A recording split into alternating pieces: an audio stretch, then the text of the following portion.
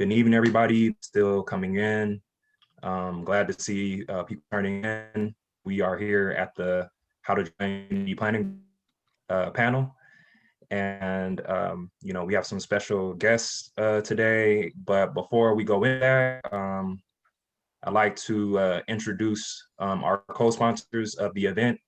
For any of those co-sponsors that want to provide a little blurb about their organization, they're allowed to, but first we'll introduce them in order. So we have the City of San Diego's Planning Department, the Urban Land Institute of San Diego, Tijuana, and the San Diego Leadership Alliance, SDG&E, and Circulate San Diego. So if any of those organizations are here and want to take advantage of the platform, I encourage you to do so right now. I'll start. I'm Lisa Lind with the Planning Department at the City of San Diego. We just really want to thank Circulate, the participants on the call, and the co-sponsors. The Planning Department does support CPGs and provides training and resources. And we think that one of the best ways we can help support groups is working to get the word out about how to get involved, how to attend your community planning group meetings, letting people know about what to expect. So we really appreciate events like this. Thank you. Hi there, I'll say hi. My name is Morgan Justice Black. I work for San Diego Gas and Electric. Happy to be here. Good to see everyone tonight. I'm glad to see that there's so much interest in learning about public participation opportunities in local community planning groups. I'd also like to thank Circulate San Diego for putting this together. I know that SDG&E and Circulate have teamed up on these events for a few years now. And it's super important to help build the pipeline of qualified, passionate individuals who are willing to give up their time and provide additional representation. And like I said, representation matters in these community forums. The ability to inform decisions that will impact land use, development, planning, mobility, the amount of parks you have, the development that comes to your community. So those decisions should be shared equitably among San Diego residents. It shouldn't matter whether you're a homeowner or a business owner. You should be able to participate even if you're a renter or if you have jobs that takes you, outside of the community. Also, because, we have representation here from our friends in District 4, I'd like to give a shout out to Kim P and the Southeast Art team for all of their work. I know that we've been teaming up with them for a while on, engaging and transforming communities, in this case through art. So good to see everyone and happy to be here and partnering on this effort tonight. My name is Colin Parent. I'm the Executive Director and General Counsel with Circulate San Diego. Circulate's been organizing these panel discussions for about 5 years now. And it's really great to have so many sponsors tonight, and really want to express my gratitude to SDG&E as being a financial sponsor, and the other sponsors for helping to get the word out and to invite people. And also want to thank the panelists who are here to share their wisdom and experience so that other people can follow in their footsteps and serve their communities and community planning groups. At Circulate, we're really committed to principles of planning and to making sure that our streets are safe and that we have affordable housing and that we're implementing our climate action plan and all those kinds of things. And community planning groups are a key part of how those decisions are made in the city of San Diego. And it's really important that we have a diverse and representative group of people participating in those groups. And those of you who are thinking about serving on one of them, hopefully will provide some real useful information for you, and also hopefully some inspiration so that you choose to get involved and can be a productive part of the decision-making process in San Diego. So thanks again, and looking forward to hearing what people have to say tonight.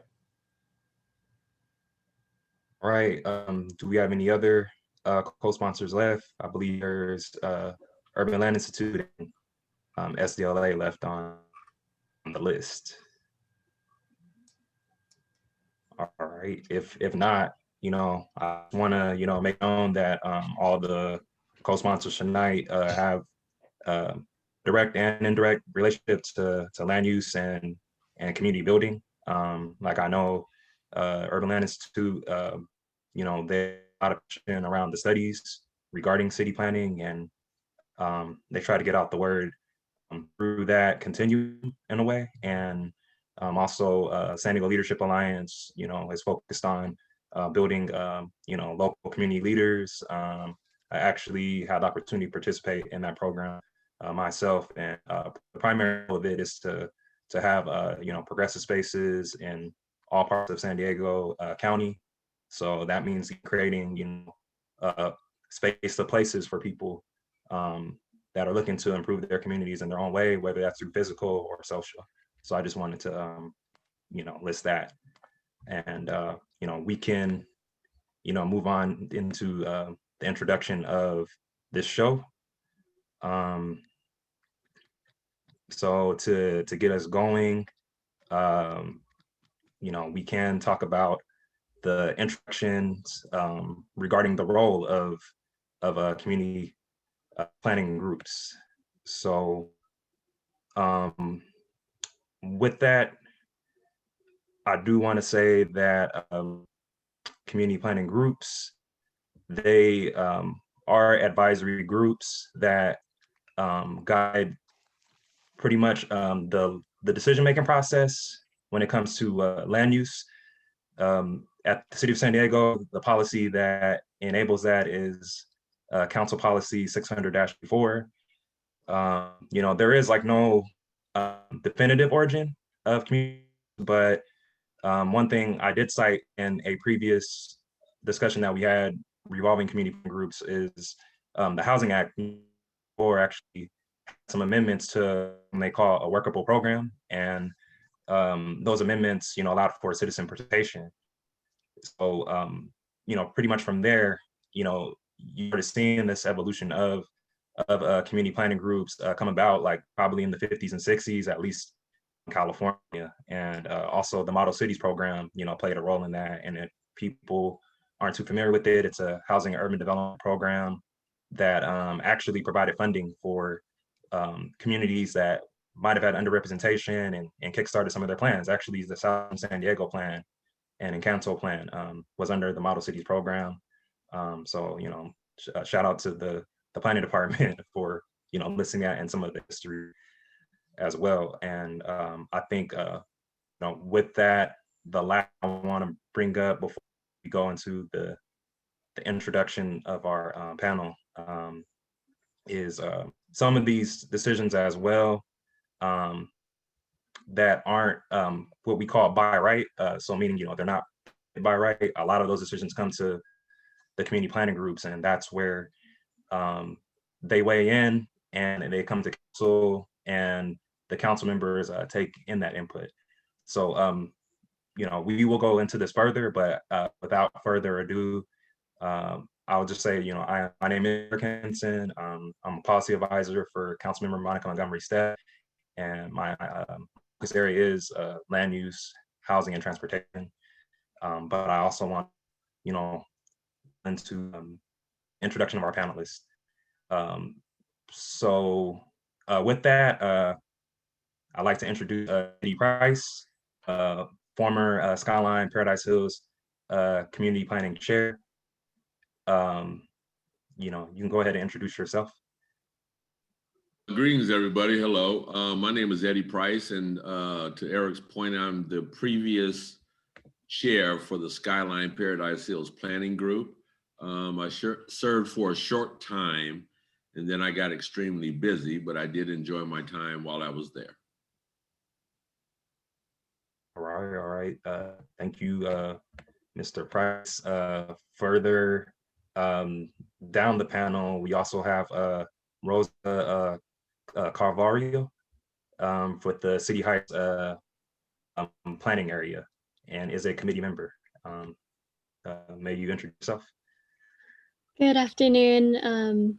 Again, my name is Rosa Calvario, and I have been with the City Heights Area Planning Committee for about 3 years. I grew up in City Heights. I knew I wanted to use my education to benefit my community, And during college, I studied urban planning and environmental law, and it took a different perspective of me leaving my community to really appreciate it and find more love for it. And I became determined to be part of a community planning group once I returned to San Diego, and found one, and I'm currently participating as a committee member. All right, thank you, Rosa. Next is Myron Taylor. Hello, everyone, and welcome. My name is Myron Taylor, as Eric indicated. I am currently the chair for the Southeastern San Diego Planning Group. Just to give you a little bit of background regarding my story is, this is not my area of expertise. It wasn't. It has become my area of expertise in working on that. I was the regional manager for assisted living facilities in Southern California, managing assisted living out of 5 different counties. And because of that background, I knew how to kind of maneuver through some statutory and regulatory issues regarding the work that I did. And after I retired in 2014, I moved into a community in San Diego because I wasn't living here before my retirement, and noticed that I was not satisfied with the way my street looked. Over concentration of vehicles on my block, and then I knew how to get things done. And so I became aware of the planning department and the planning groups. There's over 50 planning areas within the city of San Diego. And I'm glad that we do have a group of interested individuals who want to make a difference, because that's where I started. I wanted to make a difference. I knew I could make a difference as being a private citizen, but I wanted to make more of a difference and get more involved in the activities of the city of San Diego. And I'm now a part of a couple different coalitions. I'm also, as I indicated, the chair of the Southeastern San Diego Planning Group, and it's been very rewarding to see the change and the effect of my involvement, as well as the other board members within my team. And so I'm very happy to do what I'm doing. It is work, I'm going to tell you. It's not like I'm retired. I'm doing just as much work as I did before, but it's very rewarding, and I am making a difference within my community. So I do appreciate the role that I'm in at the moment as the chair. Thank you. All right, thank you, Mr. Taylor. Also, we have Lisa Lynn with the City of Planning Department. Thanks, Eric. My name, like Eric said, is Lisa Lind. I'm one of the senior planners. I've been at the Community Planning Division of the Planning Department for almost 5 years, since 2016.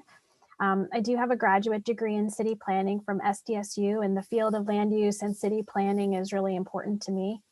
In my role, I work on projects like community plan updates, and I work and I'm the liaison for 5 of the city's planning groups. And then one of my current projects is working with the community planning groups to promote and schedule translation services of meeting materials and interpreters for community planning group meetings. I'm glad to be here tonight. Thank you. All right, thank you, Lisa. I appreciate that.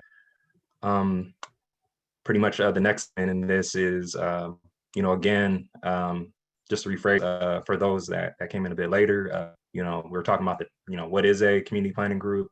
And pretty much it's an advisory body recognized under the City of San Diego, and we do have a council policy that enables that. And people that sit on their community planning groups, they're elected by their peers that sit on the community planning group. Also, just the standard operations is reviewing particular development projects. As I mentioned a little bit earlier, there are some projects that are permitted by right. Usually these are situations like, cell phone antennas, maybe some some electrical, improvements or permits. But again, the items that fall outside of the category of the zoning code from time to time, or may have a more development, they come to the planning groups, and the community gets to weigh on that. Typically you'll see this with a major like housing development that may not follow the zoning code, or other projects in general. Usually parks updates as well. That's something to consider. But the rest of the people on this panel can tell you their personal experiences with that and the visions that they have for their communities. So right now, we won't engage the audience actually. And just for rules of engagement, in the chat, please, raise your hand, or you can, even type in the chat for input. But first, I want to say, what community do people live in? I actually live in the Skyline, Paradise Hills planning area. Like to, gauge that audience real quick. You can put that in the chat, or raise your hand.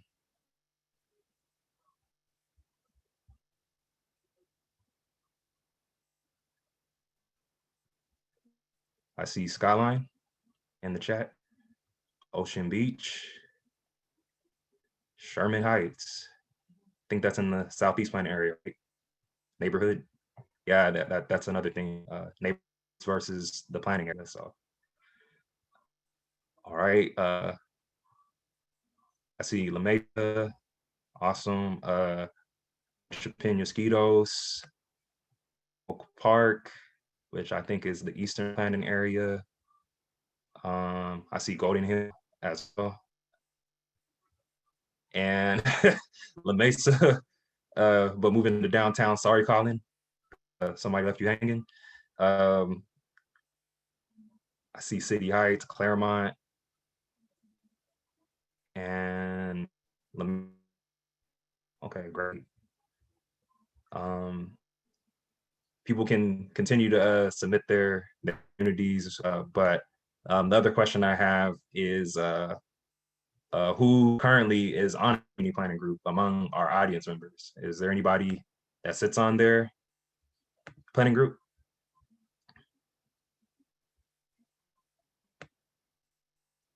People can feel free to raise their hands and put that in the chat.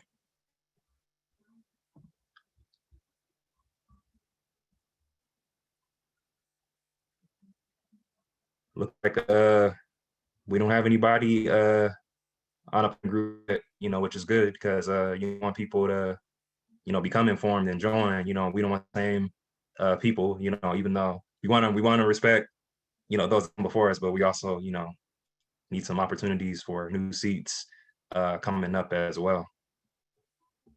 All right. And lastly, is there anybody that's thinking about running for their community planning group this year?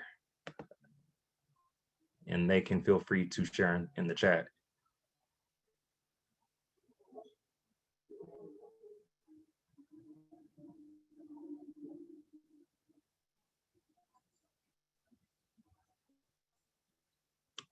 All right, I don't see anybody declaring yet. Looks like people are still thinking, but hopefully we can change your minds and be proactive, to provide input in the communities that y'all want to see. So I just want to remind audience, we will have a Q&A portion during the last half hour of the meeting, or you can send your questions in the chat, or raise the hand as well, and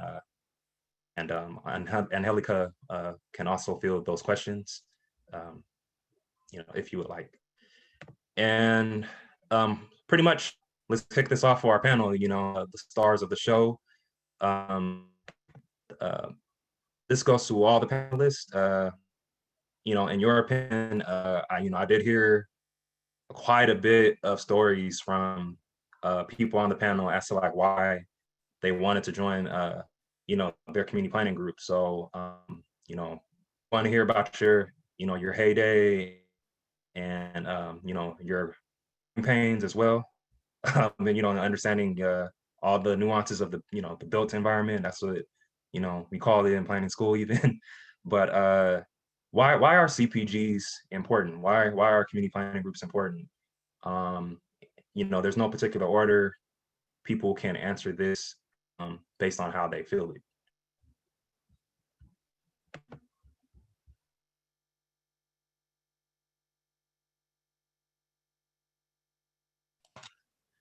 If I may, again, I was planning group chair for a short amount of time, but in my humble opinion, the community planning groups are or have the potential to be a major part of civic engagement in people's communities, right? So there's the city, then there's the planning group, then there's the town councils, then there's the neighborhood councils, then there's the block captains, right? And when I was a little kid growing up in Northern California, my parents were block captains, right? So they knew intimately what was going on the block, right? And then they kind of not reported, but they communicated with the neighborhood group, whatever it was called. Then they communicated with a town council until it got to the city council person. It's a major part of civic engagement, and the more that our community is involved, a lot of people don't understand. They'll see something going on in the middle of the road, and they immediately think that the only person that knows what's going on in the middle of the road is the city council person, right? But actually, if something's going on in the middle of the road, they had to get not necessarily permission, but they had to notify the community planning group, and the community planning group had an opportunity to weigh in on that particular situation, right? Like, even the times and days of the week that they would be digging that hole. So I wish the more people, like I'm excited to see Rosa on here because of her age, and you because of your age, right? Because I'm getting old and I'm getting tired, right? I can't be up 11 o'clock arguing with community members. But it's, we want to hand this over to them so that they can take control of these communities, right? But a lot of people do not understand that there's power and opportunity in these community groups, right? Even if it's just a block captain, you can actually determine what happens on your block from garbage pickup to when your street gets paved and all that kind of stuff. It's not as arbitrary as some people may think. There's actually a schedule, and then the way to impact that schedule is to become involved in planning groups or neighborhood councils or block captains or something like that. So I just wanted to put out the importance and the ease of which community members can actually become part of their community. It's not left up to everybody else. Thank you for that, Mr. Price. Any additional thoughts as to like why community planning groups are important among the panel? I guess I'll chime in here. Your voice counts in the community. If you're silent, if you don't let somebody know what your concerns are, then nothing can get done. It may go unnoticed by the officials, but the community planning group can actually be instrumental in initiating some activity and some resolution on some of those areas regarding land use, housing, infrastructure, stormwater, complete communities associated with parks and recs, what your interests may be. Your voice is so important that we really do need to have more individuals involved and engaged in city planning. And one way to do that is to start off with becoming a member of a community planning group. you don't have to start off with just submitting an application. I mean, what I did myself is I went to a couple of community planning groups just to see what the topics are discussed, see what the process is, getting to know what the environment and what the logistics are associated to making change on a more informed basis. And based upon that, I decided to submit my application to become a member of the community planning group. And again, I'm glad that I did because my voice matters.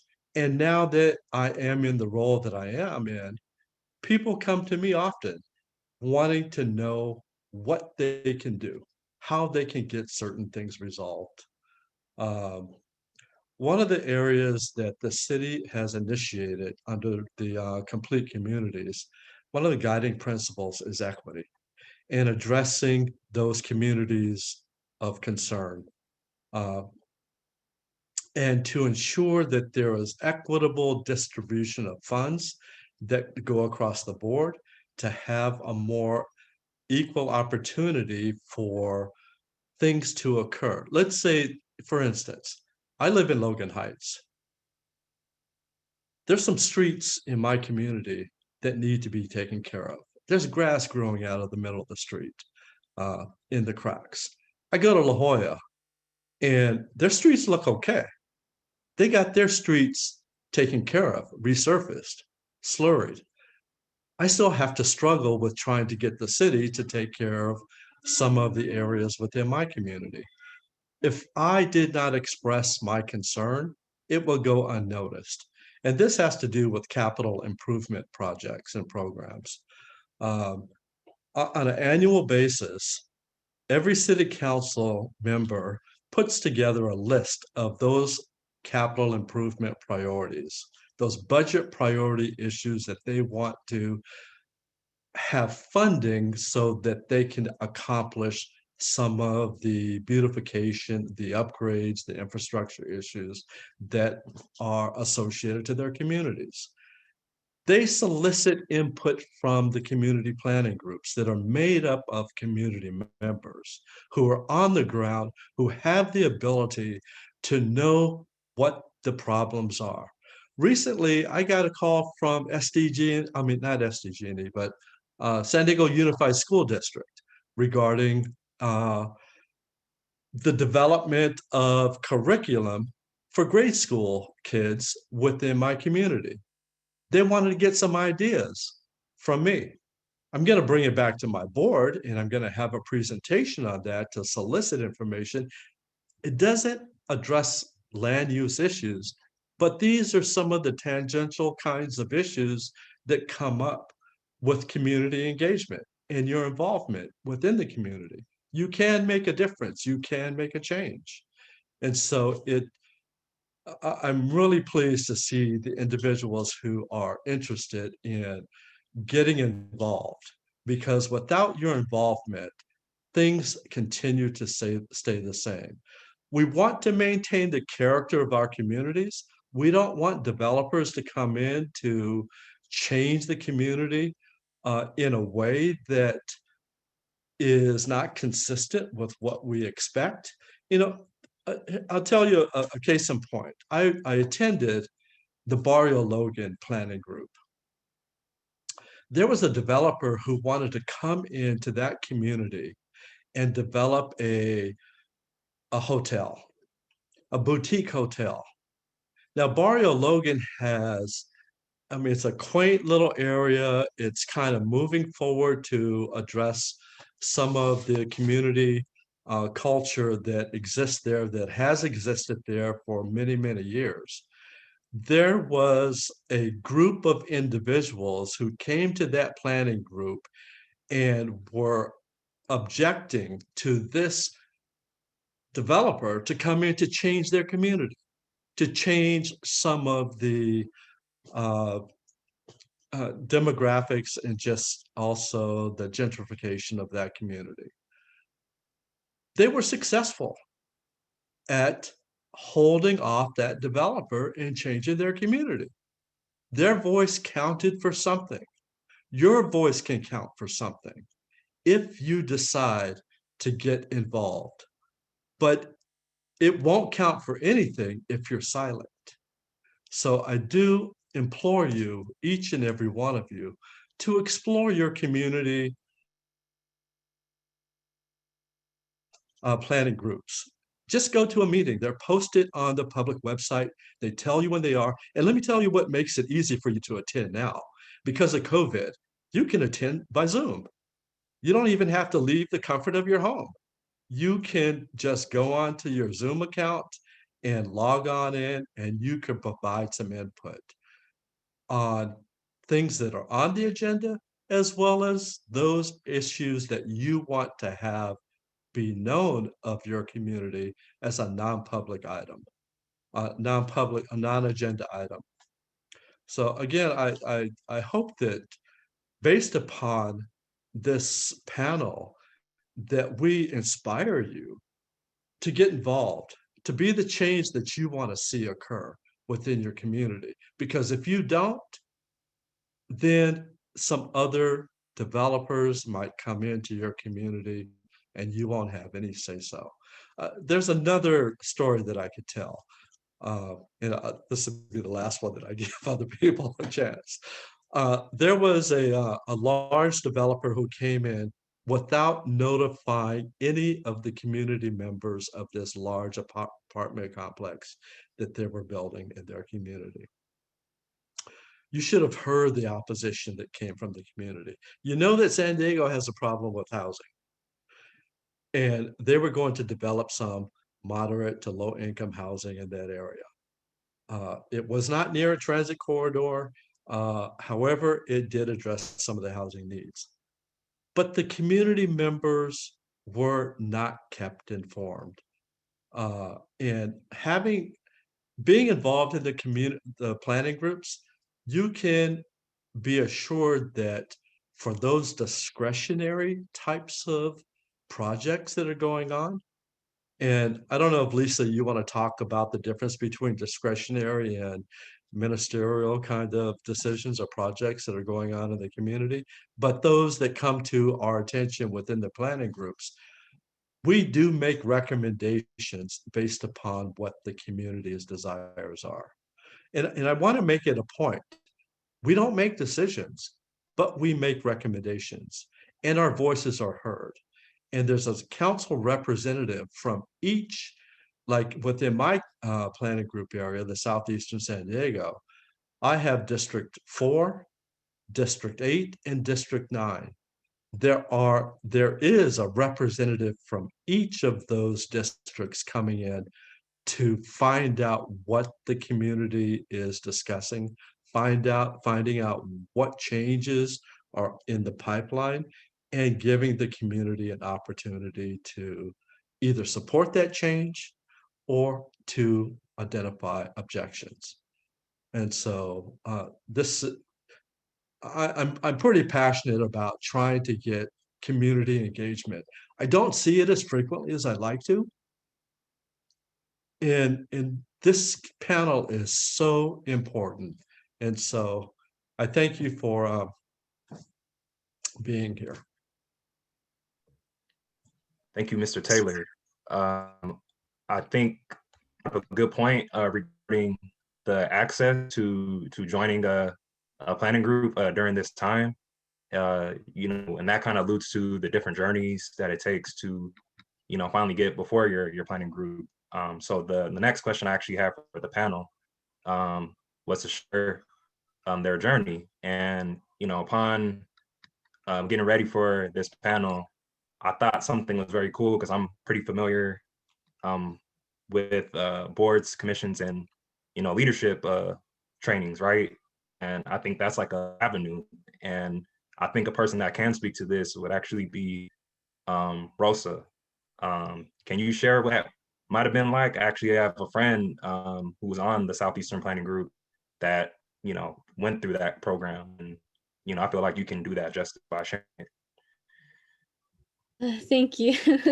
I think I I believe came and spoke to one of them when I was there. One of the last few meetings that we had.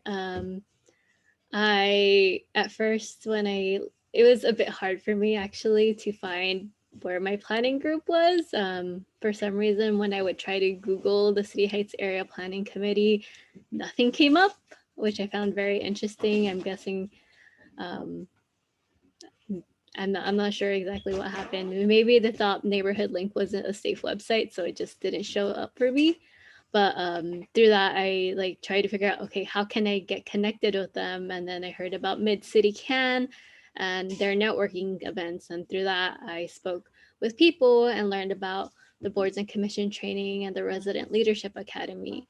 And I had just missed the boards and commissions training. So I did the resident leadership academy. And then from them, I went on to be on the boards and commission training.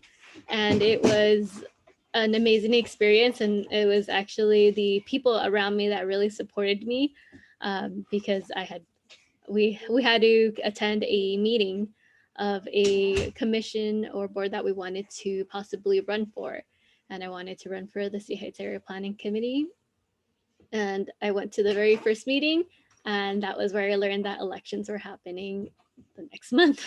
And I was really nervous. I was like, oh, I should wait until I finish this training. I'll go in and then apply. And everybody was saying like, no, you have the education, you have a lot of like other knowledge that like most people who would want to have being on that board. And so they pushed me to apply, and I don't regret it one bit. It was something that I've been wanting to do. And sometimes you doubt yourself when you are like first generation, when you are young, when you don't necessarily look like the board. Since at least in City Heights, it's been a history of the board the committee not really reflecting the community. And over the years, that definitely has changed, and it's been amazing to have run for it. Definitely, those trainings have really benefited me in kind of reminding myself about my education and what I learned in school, but then also seeing how it is related to the city. What is my role within the city being part of a board and part of the committee, as well as kind of seeing what's the local infrastructure. I definitely saw the general idea of what it is to be in a city in planning and through my education, but seeing more locally how it works in San Diego was definitely a benefit. Thank you for that, Rosa. And I think the good thing about what you said about representation, kind of feeds in to the next question. Just a note for people in City Heights, there's like 53 different languages spoken across the planning area, and actually had attended Crawford High School, which is in that planning area, and got to know about all the different needs, and I believe some of the neighborhood organizations that sit on the planning committee were able to actually request more language services, provided. So that feeding into the next question, the next question is actually about accomplishments and positive impacts, and I think this might go to your point, and your talking points, but the Southeastern planning group and the Encanto planning group actually had a community plan update not too long ago. I think about like little over 5 years ago, and I know you did like some environmental research, in that document. Can you even share like what were some of the things that you got to see emerge from those planning groups, and the rest of the panelists, and feed into that? Yeah, I'd be happy to, Eric. And I do think that the community plan updates, they're very major efforts. They take several years and they involve a lot of different stakeholders from the community. So with great effort often comes great reward. And prior to coming to the city, I actually worked on several of the community plan updates as a private consultant. So I've been pretty familiar with the process. And then once I was at the city, I got to take that experience I had and work a little more directly. For 4 years, I was the project manager for the Kearney Mesa Community Plan Update, which was just recently adopted last year. So it is brand new getting implemented. But I would, credit the commitment and the time that both the planning group, and then they did form a subcommittee to take a closer look, spent on the update process. And the community planning group meetings, they tend to be monthly. That was our main forum for providing updates about the project, about our timeline, about what issues we were working on. And I think that was the group that was the most dedicated and the most invested in providing input into the new plan, the new zoning, the regulations, the design considerations for what they wanted the community to look like as it grew. And I think that the update process did benefit from having a diverse group of planning group members and different types of voices. So I'll sort of second some of the other panelists' observations, their personal observations being on, because I feel it as staff that how important that is. And then when we brought the plan forward, it had a recommendation from the planning group to the Planning Commission and the City Council. And I can tell you from firsthand experience with all of these updates, how important and critical that is to our decision makers. So the opportunity to be involved with a project like that does exist. So there are currently updates in process for the Uptown Hillcrest area, College area, Barrio Logan, University, Mira Mesa, and Claremont. But I also feel like it's important to maybe recognize that there's some citywide projects that you can get involved with and provide input through your planning group or through the Citywide Community Planners Committee. The Citywide Parks Master Plan. There's an update to the general plan that's happening right now that's focused on environmental justice policies and programs. And there's a project called Resilient San Diego that's for climate adaptation and planning. So I think that I've named some of the maybe bigger projects, but as you get involved with your community planning group, I think you'll find there's even smaller projects that can be really rewarding to be involved with, to provide input and that sort of thing. Thank you for sharing that, Lisa. And with these kind of programs that come through, I think that speaks to all the different subject areas within a community plan as well. They have elements just as much as the general plan does. So, there's like a housing element, there's a transportation element in it. There's, I think in the Southeastern or in Council Plan, there's also an arts and culture element as well, and how to facilitate that. So if anybody else wants to talk about those examples where they feel they were able to leave a positive mark regarding their interest, feel free to add to that discussion.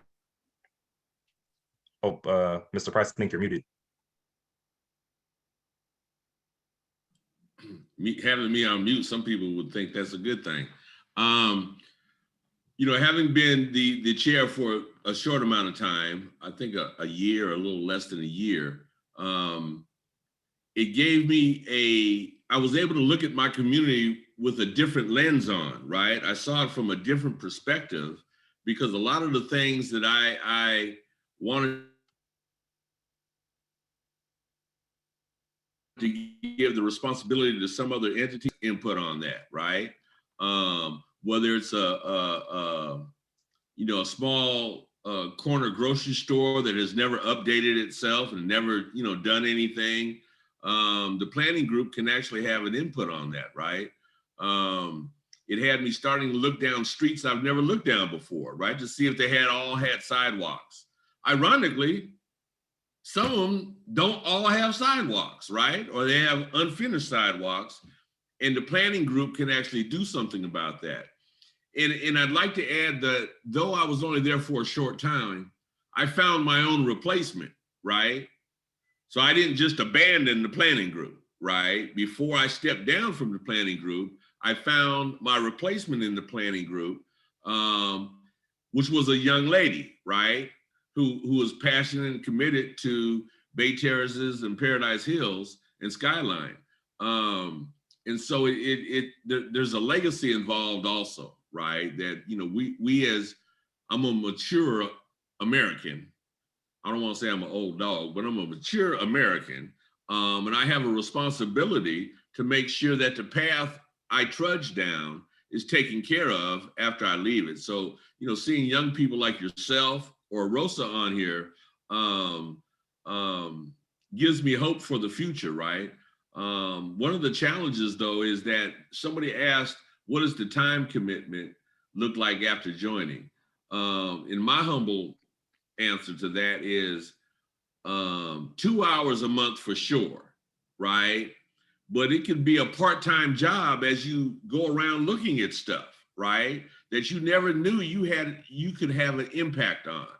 You know, when I was chair, they brought a small housing development. I think it's like 12 homes that they want to put on an empty lot, which needs to happen, right? The lot's been sitting there empty for I don't know how long. But what the developer didn't take into consideration is where all those people going to park at, right? Where are they going to park at? They're not going to park in that development. They're going to park on Lisbon. And so we brought that up. You're going to have to take care of parking. You're going to have to do something else about parking.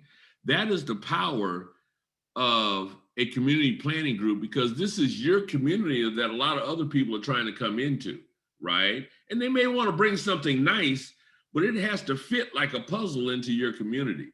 To the planning group, to the planning community plan update.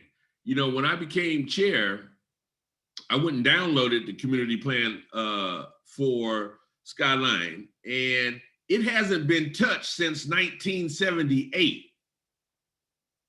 Jiminy crickets, right? There's a lot that has been done to the planet since 1978. So it needed some updating, right? A lot of stuff didn't need to be changed, but a lot of the verbiage needed to be updated, but we have to get in line behind all these other communities before we can get a chance to update ours. So the politics of a planning group come into play also. And, you know, the loudest planning group gets the most attention. So, you know, if you're going to be a planning group, be loud, right? Because you're fighting for your community just as everybody else is fighting for their community. I just wanted to say that. And with that, adding on to the point of like amplifying voices, you know, our next question actually is related to COVID. And, you know, Mr. Taylor brought up earlier that, you know, it could be accessible because we have these calls on Zoom now. But just in general, among the panelists, how has the turnout been for your community planning groups? Has it been low? Has it been higher than ever? I know I've seen some groups have like really large turnout, but in some months, you know, they're really low. So I just want to kind of gauge that from any of the panelists that I want to share. Oh, Rosa? Well, not in our last meeting was actually yesterday, but the meeting before that, at the very start of the year, it was the first time that every committee member was there. And it had been years since the chair has ever seen everybody there. And so Zoom definitely has allowed for so many people to be able to join us that haven't been able to before because of time constraints, or they have to be busy watching their kids. Definitely there are some other people that aren't able to access just because of poor internet quality, or because they prefer to like be there in person. But definitely we have seen like numbers have been pretty high, and it's been pretty consistent. So that's been a really nice turnout. Definitely we are hoping that in the future, maybe this is also in addition to having those in-person meetings, to also have the virtual aspect to it, so we can gauge a bigger audience. So that is something that we really like. We like having the virtual aspect to it, and we hope to continue it and have also our audience that likes to be in person come back in when we're allowed to do so.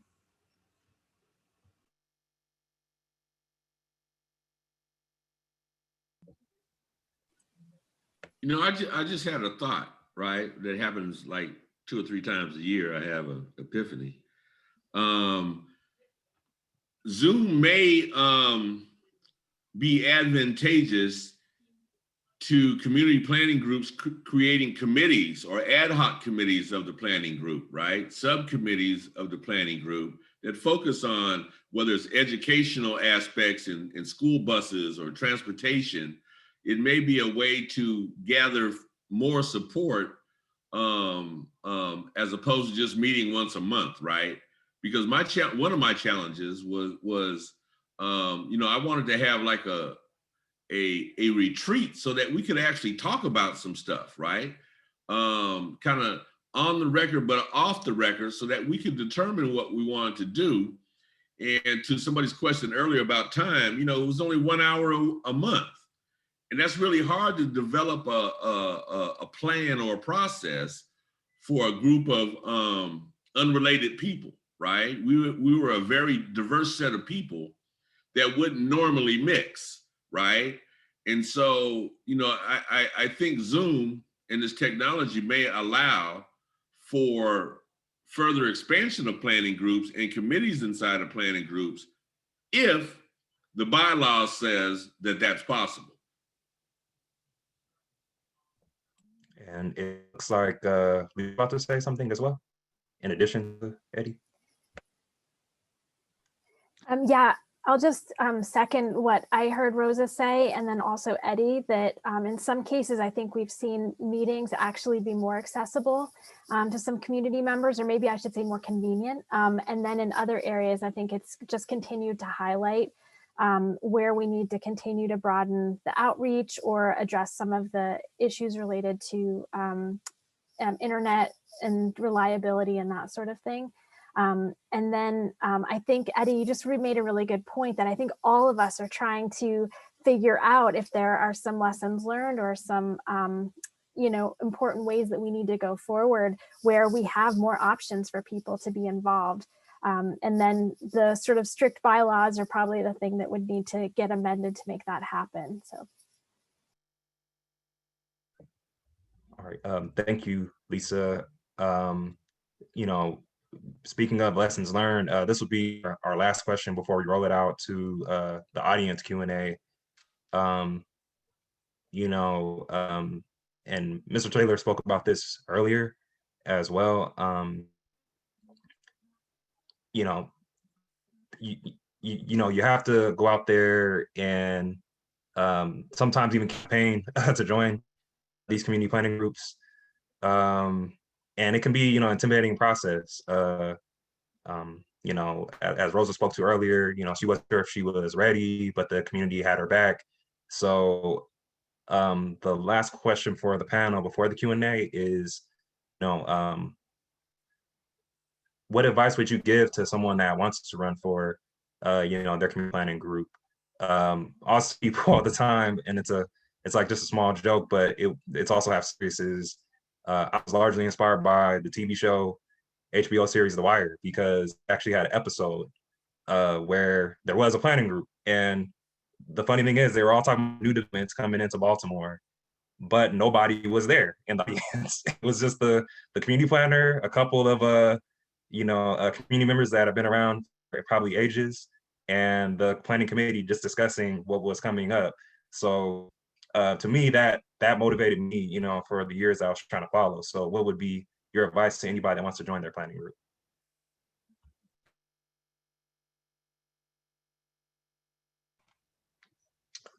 I'll talk to that. I spoke about it earlier. I think it'd be wise just to attend a planning group meeting.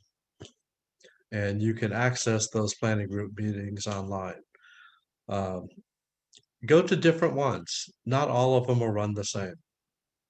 And we did talk a little bit about the community plan.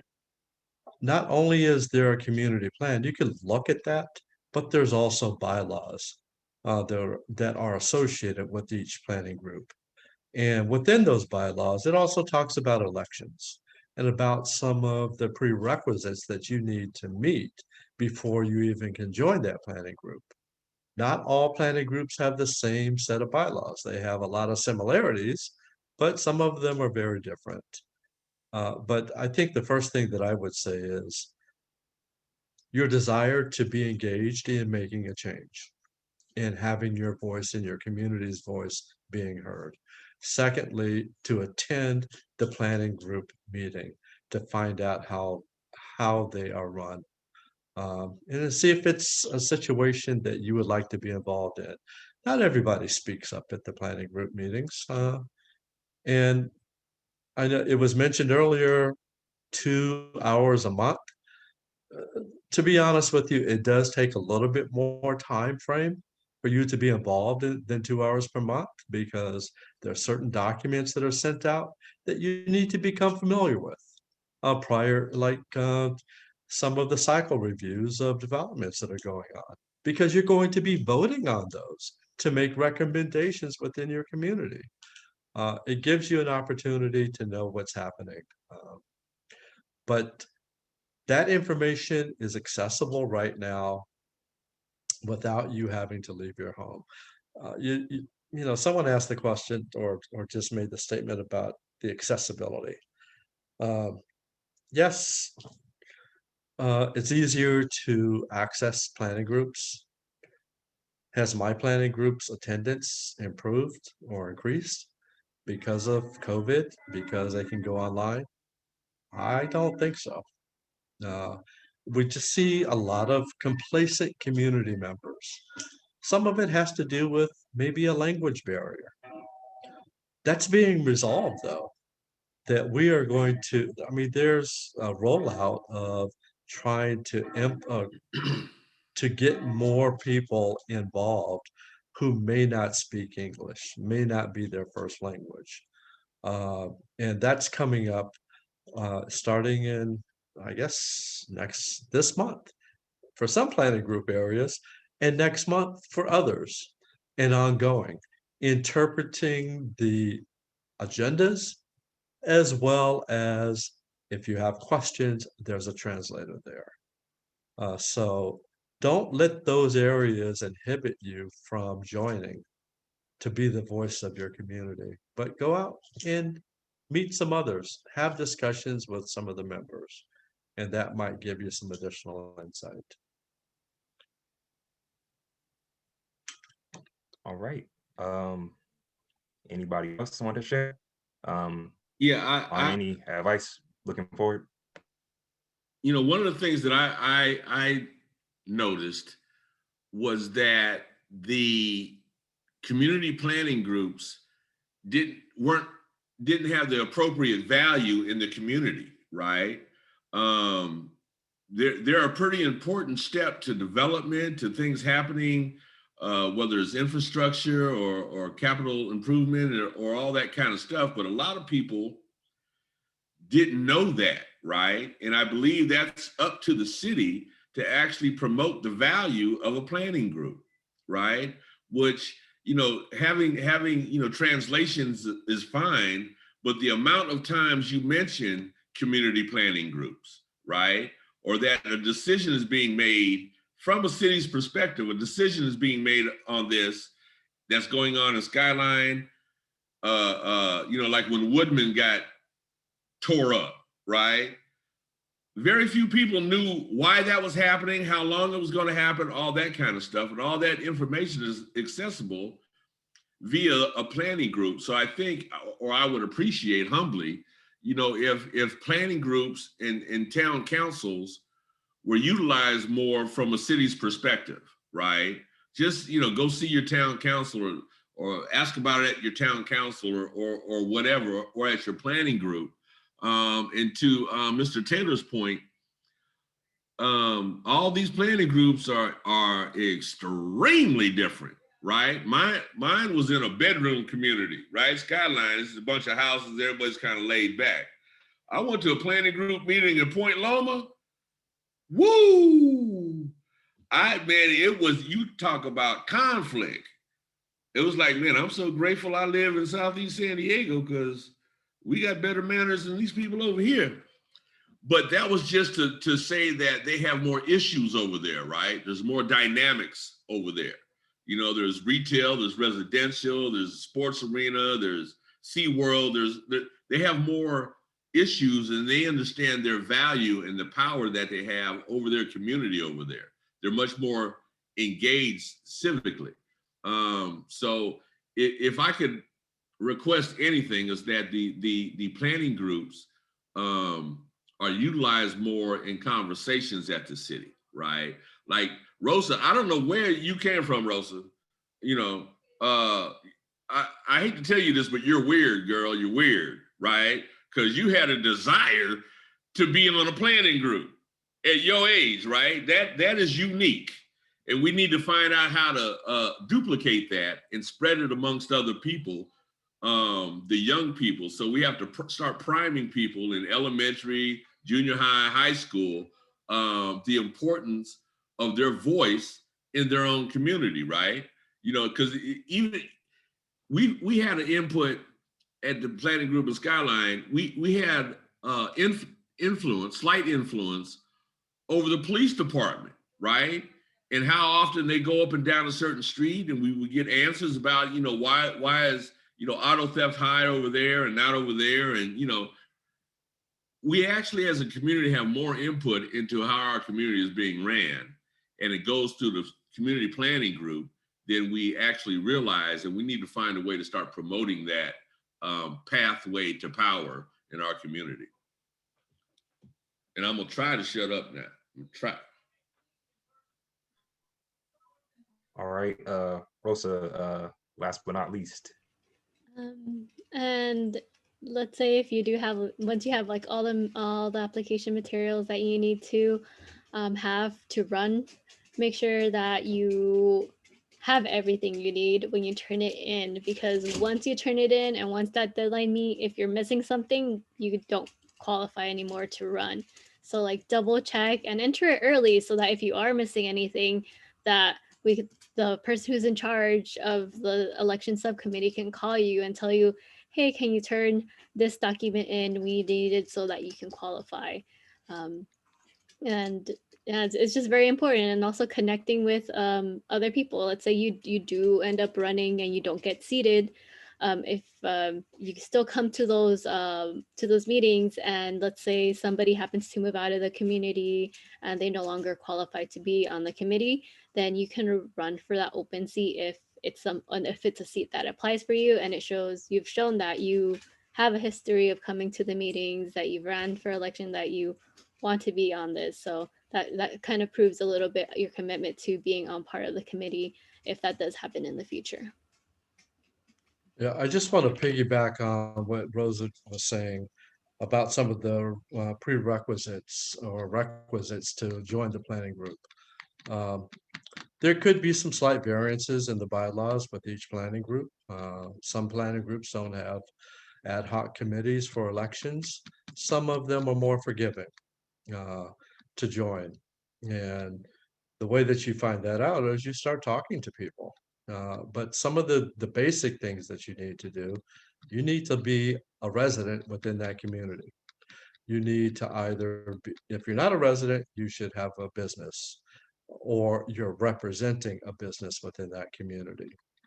Or you could, you also have to, like within my planning group area, you have to attend 3 meetings within the year prior to March to be qualified. But if we have a vacancy midstream, so we have a vacancy in August, you just submit your application and the basis on why you want to be involved in the planning group, and it will be considered. So you can have elections not only in March, which most of the planning groups are having elections in March, but you also have the opportunity under certain circumstances to have elections at other times of the year. And so don't let that be a distraction if you don't get it perfect.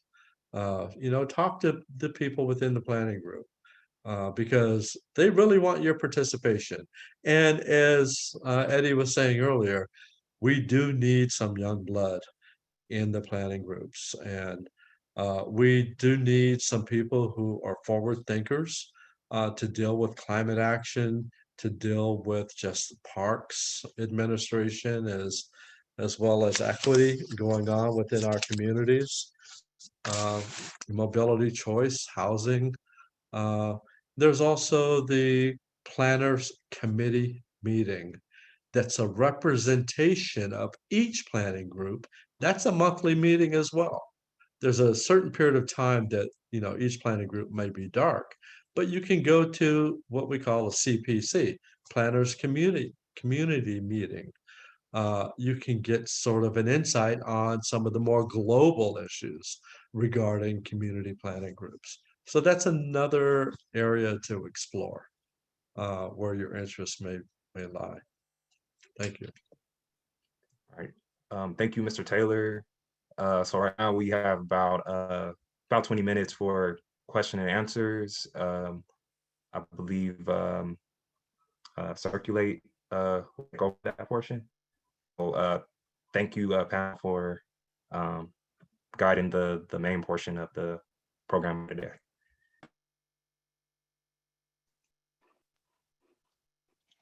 Hi there. So if anyone has any additional questions, feel free to drop them in the chat. There's not too many of us, so I'm open to, if you just want to unmute yourself and ask the question directly to the panel, that is also fine by me. So two options, feel free to drop your questions in the chat, or I can answer some questions, or you can unmute yourself and we'll answer your question directly.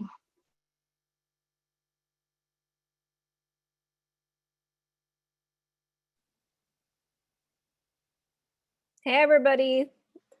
So I put a question in the chat. I'm curious to know, like, give or take, what percentage of the time has the city taken your recommendations and adopted them? Because I do, like Eric knows, I've been working, I live in Southeast, and I do a resident leadership academy I did a resident leadership academy with youth. And I've been passionate about community work pretty much my whole life. So, but I know myself, and I can imagine being really frustrated if, like, spending all this time and then having the deciding body not actually taking the recommendations and adopting them. So I'm just curious to know, like, is it like half of the time? Is it just like 10%, 90%? Or maybe is it just case by case basis?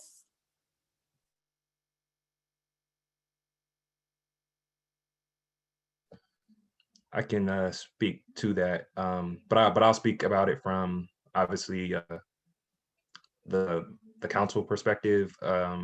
So typically, what happens when those projects that are considered discretionary, meaning the development ask for actions outside of the city's like zoning code, that's when it has to require the council to be like a judicial body to make those reviews. So when the planning group provides their recommendation, eventually it comes to council, and what will happen is on those staff reports,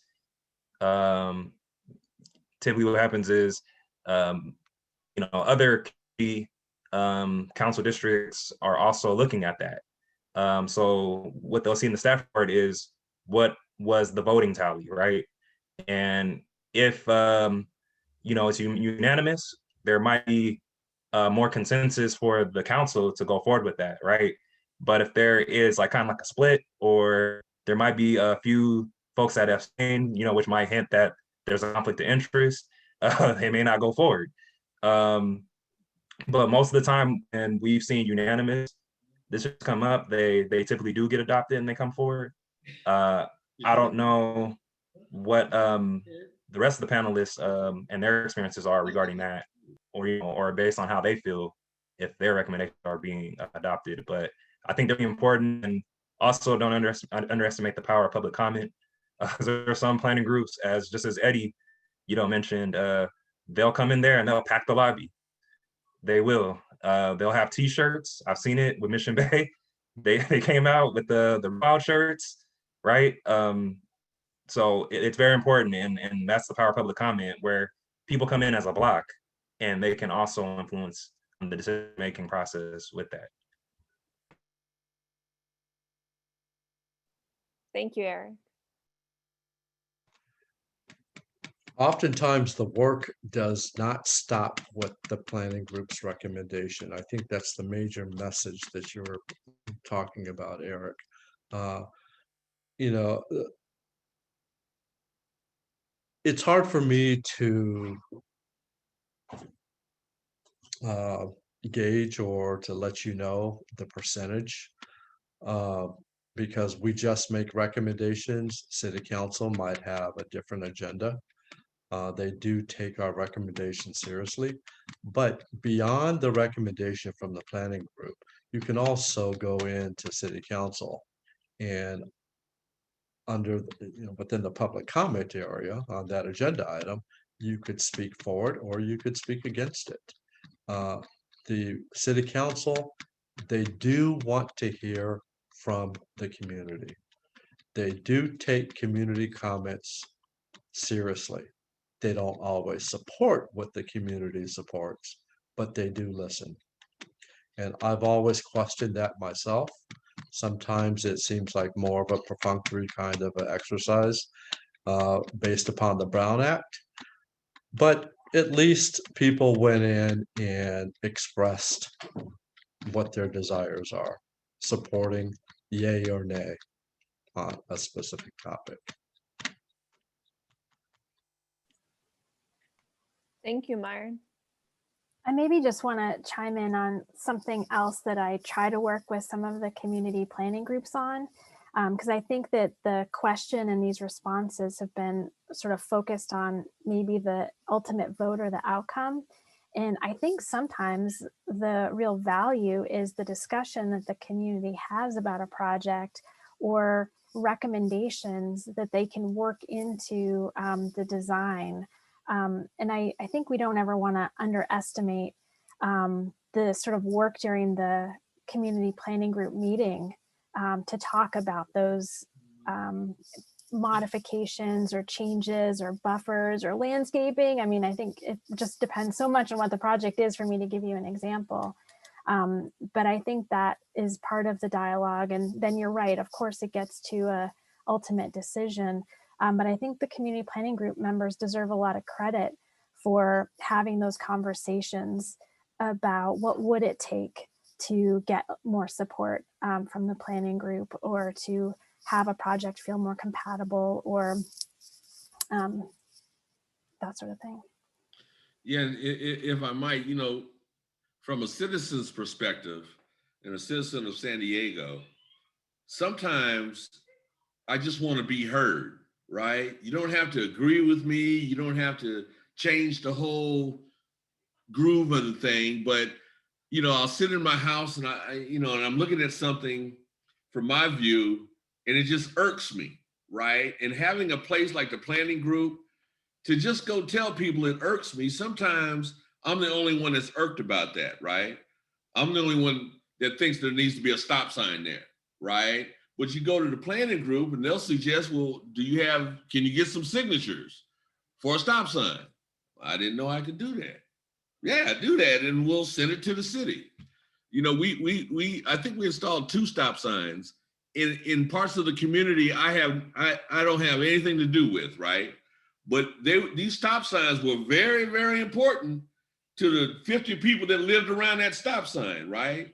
And they didn't have any place else to take it other than the planning group. And a couple of them were just happy that they could tell the city or the city representative as the planning group that they think a stop sign needs to be there. And once we told them, okay, well, get 50 signatures and have a conversation about it, that person had to go talk to 50 people he didn't know, right? To get something done, but he actually got it done. So, from a civic engagement, and I think I said this in the beginning, this is an element of civic engagement that is oftentimes missing in our communities, right? We skip over the planning group and we go straight to the city council person or we go straight to the mayor. And it's like, no, those capital improvement projects that could be instituted at a community planning group level. As a matter of fact, if memory serves me correctly, we as a planning group were asked what our planning priorities were, right? And we didn't know. It's like, what do you mean? What are our priorities? You're asking us? Really? Okay, well, let's go find out what our priorities are, right? Because, you know, Councilwoman Montgomery Stepp, she lives in District 4, but she doesn't travel all of District 4, right? She doesn't know about those dips where the sidewalks are missing or the alleys are at that need to be cleaned up. And it's our responsibility as citizens to find a way to communicate these things to the city, right? Not to Monica, but to the city. Not to Council Member Montgomery Stepp, but to the city. And planning groups are a way to do that. And we need to find a way to revalue planning groups in these communities so that they're utilized the way they were designed to be utilized, in my humble opinion. So it looks like there was also a question in the chat. Says, Eric and Angelica, I live in Oak Park.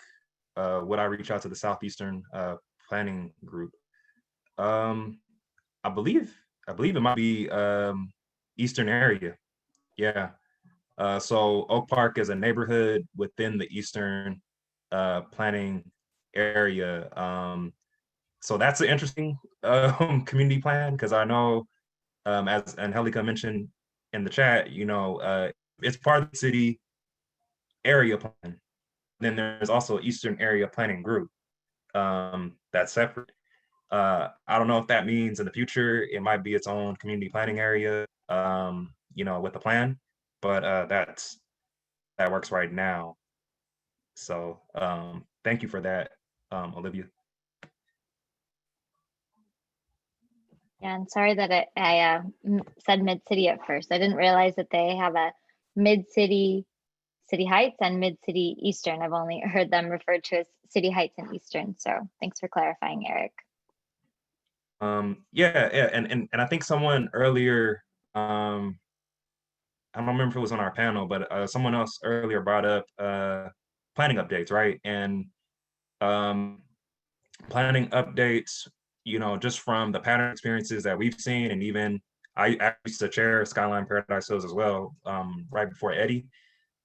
We did get to have a program manager from the planning department explain to us what typically triggers a plan update. And usually if you see a certain level of development coming in, it could be demographic shifts. That's what we've heard, but largely we've seen planning updates come. There's a lot of zoning changes or development coming in from, you know, primarily a couple developers or a major developer.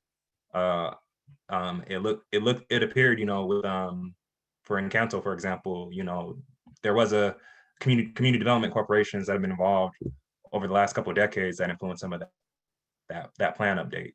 So like, you know, Southeast Development Corporation, when it was in existence, and the Jacob Center for Neighborhood Improvement. So that might answer some questions too people might have regarding planning updates.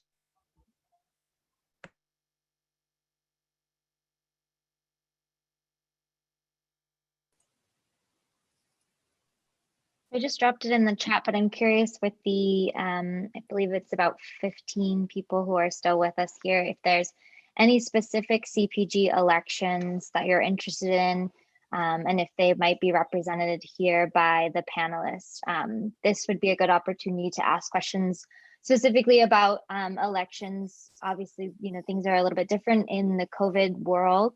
So this would be a good opportunity to ask any questions, or if any panelists wanted to just have some final notes about the election process coming up. If I could maybe just give an overview. So I do think that given that we're still trying to avoid any in-person meetings, it's going to be important to look to each community planning group chair for their notices about how they're conducting the elections. So some community planning groups will have the option and take the options to just delay their elections. Maybe they already did that in March 2020. That's still an option in March 2021. Other groups may just work to fill vacancies. That's been something that's mentioned.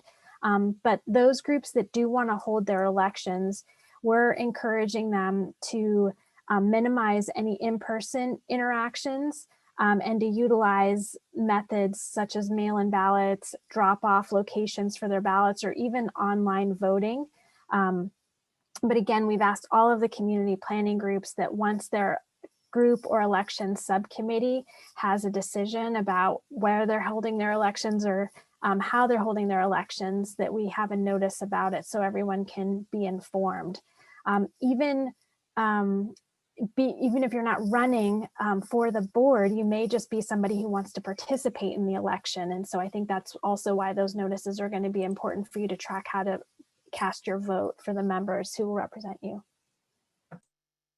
Thanks so much for that, Lisa. I'll just add that the last two links that I provided in the chat will be really useful to you all.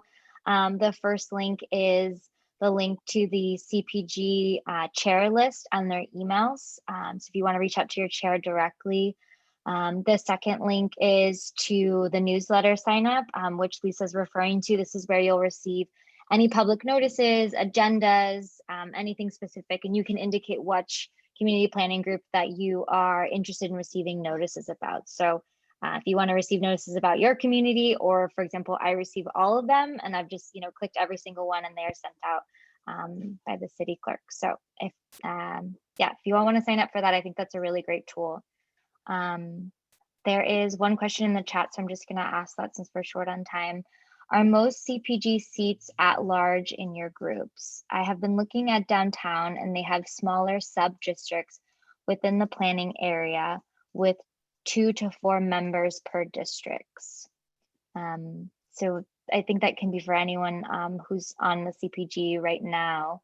I believe the question is sort of maybe, can you speak to the difference between at large versus the sub-districts within your community planning group and how the seats are maybe split up on your CPG? Yeah, Rosa, I would love to hear from you. Well, currently I'm part of the election subcommittee for CHAPC, for the City Heights Area Planning Committee. And so with all of the information that we hand out, we do hand out a map that kind of tells you where you would run for if you're deciding to run, and it's all the different districts are based off of population. So making sure that there's a good amount of chairs within a district based off population. So one may have a lot of chairs because there's a lot of people in it, and another one may just have one because there's not a lot of people residing in the area. And then the at-large seat also allows for just other people that maybe there's just a lot maybe they don't want to run for a specific district, or they're a business owner but the business seats are already full and they still want to be on the committee. They can run through being at large. So it gives a lot of options for other people to run, not just for residents but nonprofits or just anybody who's eligible to run for that position.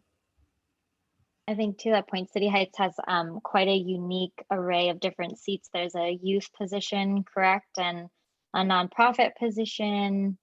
There's some other unique seats. What are those? So far, we have, I believe, 5 different regular adult districts. So depending on where you live in the community, we have 5 different districts. We have our nonprofit school seats. We have 2 of those. We have 2 business seats. We also have 2 youth seats, and we definitely, that is one of our, I believe we're the only community planning group that has a youth seat, and it was a push from the community to have those so that the youth can be involved and they can have their voices put in. And I think it's a very amazing resource. I really, again, you might say I'm weird, but if I knew that this existed when I was in high school, I would have loved to have been on this committee. I was definitely involved with quite a few things in my high school and in the community, and learning about this would have been an amazing experience to have done when I was in high school. I definitely try my best to promote and connect with my high school teachers and tell them about this amazing opportunity for students to participate.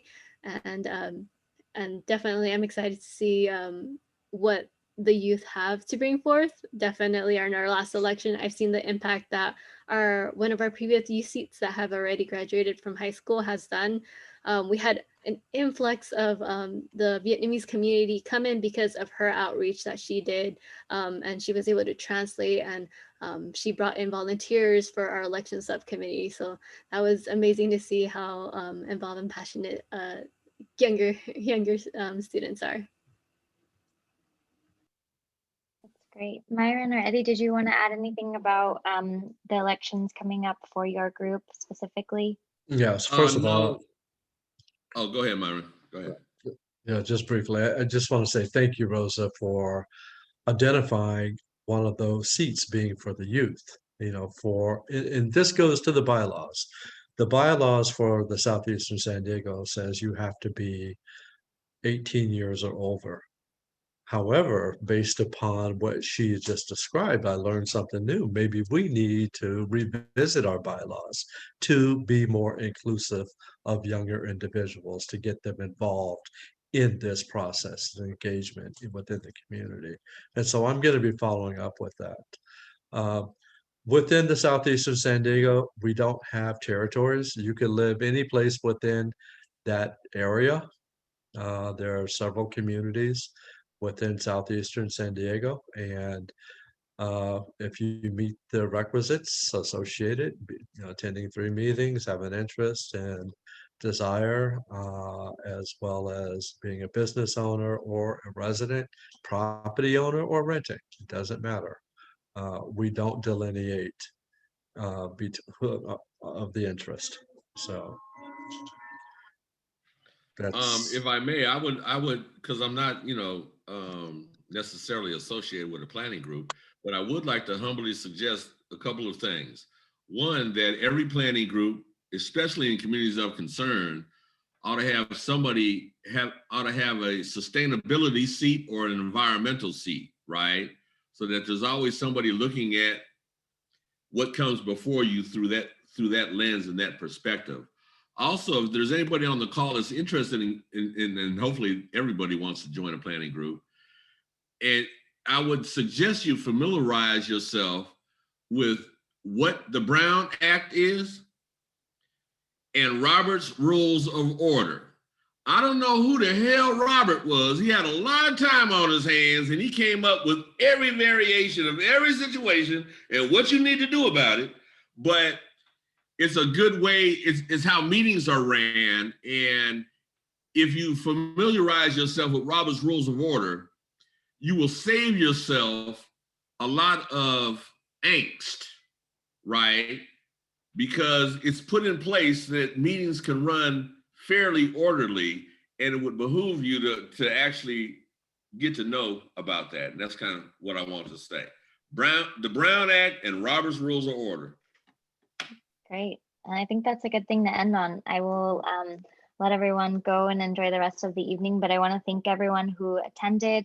I'm going to drop my name and my email in the chat. Should you have any questions moving forward, we obviously would love to see you all on the running for your election and at your CPG meetings. And thank you to our panelists. You were all amazing and unique in different ways. So thank you all for being here. And our moderator, Eric Henson, it's always a pleasure to have you here and sharing your insight from the other side with the community directly. So thank you all for being here. Thank you, everybody. Have a nice evening. Thank you. Bye now. Thank you for having me.